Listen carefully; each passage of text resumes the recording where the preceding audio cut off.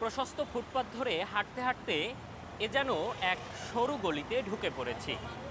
ফুটপাতের উপর একের পর এক স্থায়ী ভবন নির্মাণ করায় তৈরি হয়েছে এমন অবস্থার, যেখানে এখন একজন পথচারীর স্বাভাবিক হেঁটে চলাই দায় হয়ে দাঁড়িয়েছে।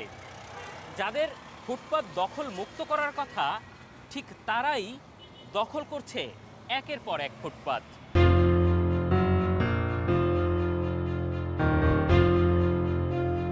জাহাঙ্গীর গেটের উল্টো পাশের ফুটপাতে প্রথমে বসানো হয়েছে ট্রাফিক পুলিশ বক্স। তার পেছনেই এখন ঢাকা উত্তর সিটি কর্পোরেশন নির্মাণ করেছে সিগন্যাল লাইট কন্ট্রোল রুম। পরপর দুটি স্থাপনা নির্মাণ করায় পথচারী চলাচল এখন বন্ধের পথে। এক পাশ থেকে একজন এলে অপর প্রান্ত থেকে অপেক্ষায় থাকতে হয় ফুটপাতে হাঁটতে। যারা আর কি ট্রাফিক নিয়ন্ত্রণ করে তারাই ফুটপাতের উপরে এই যে এটা দিয়ে রাখেছে। সিটি কর্পোরেশনের উচিত ছিল অফিসটা মাঝখানের দিকে একটা দিতে পারতো, কিন্তু তারা দিছে এখানে। বাচ্চা নিয়ে আসতে গিয়ে আমি উজুটকে পড়ে যাচ্ছিলাম, এটা উচিত প্রশস্ত করা। আপনাকেই বলছি, ইন্স্যুরেন্স করলে সিটিতে সুরক্ষা পাবেন নিশ্চিত। ফুটপাত দখলে পিছিয়ে নেই ঢাকা ওয়াসাও। মৌচাক মোড় সংলগ্ন পানির পাম্পটি স্থাপন করা হয়েছে একদম ফুটপাতের উপরে।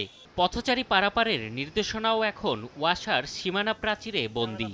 একই অবস্থা ভাসানটেকেও। ফুটপাত দখল করায় রাস্তা দিয়ে হাঁটতে হচ্ছে পথচারীদের। এই ওয়াসার কারণে এখানে ফুটপাতটা করা হয় নাই, এবং এই ওয়াসার কিছু মালামাল এখানে আইনা রাখে। রাস্তাতে আসা যাওয়ার সময় প্রায় অ্যাক্সিডেন্ট হয়, রিস্ক অ্যাক্সিডেন্ট করে, কোনো সময় গাড়িও অ্যাক্সিডেন্ট করে। এখানে অর্ধেকটা রাস্তা ব্লক করে রাখছে, যে জন্য আমরা চলাচল করতে পারি, যে কোনো সময় আমাদের বিপদ হতে পারে। যারা দখল উচ্ছেদ করে পথচারীর জন্য নিরাপদ ফুটপাত নিশ্চিত করবে, তাদেরই এমন দখল কেন জানতে তেজগাঁও ট্রাফিক জোনে গিয়েও মেলেনি বক্তব্য।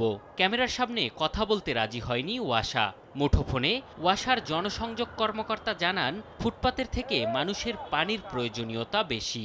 ফুটপাত দখল করে আসলে আমাদের জায়গা সব দখল করা কি, অনেক সময় জায়গা কনজেস্টেডের কারণে পানি তো জরুরি থাকে হয়তো এরকম। তবে ঢাকা উত্তর সিটি কর্পোরেশন বলছে, ঢাকা মেট্রোপলিটন পুলিশ সহ সংশ্লিষ্টদের পরামর্শেই ফুটপাতে কন্ট্রোল রুম বসিয়েছেন তারা। একটা জায়গার জন্য অ্যাকুইজিশন করে ফুটপাত চওড়া অক্ষুণ্ণ রেখে নতুনভাবে জায়গা অ্যাকোয়ার করা, এটা প্রায় 6 মাস থেকে 1 বছর মেয়াদি একটা প্রক্রিয়া। বুয়েট সবচেয়ে কম ক্ষতি করে মানুষের চলাচলের প্রতিবন্ধকতাকে যাতে সবচেয়ে কম হয় সেই জায়গাকে চিহ্নিত করে এই জায়গাটুকু করা হয়েছে।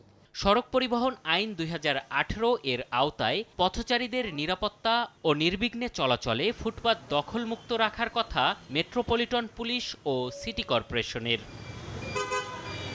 এম এ আজিম, সময় সংবাদ, ঢাকা।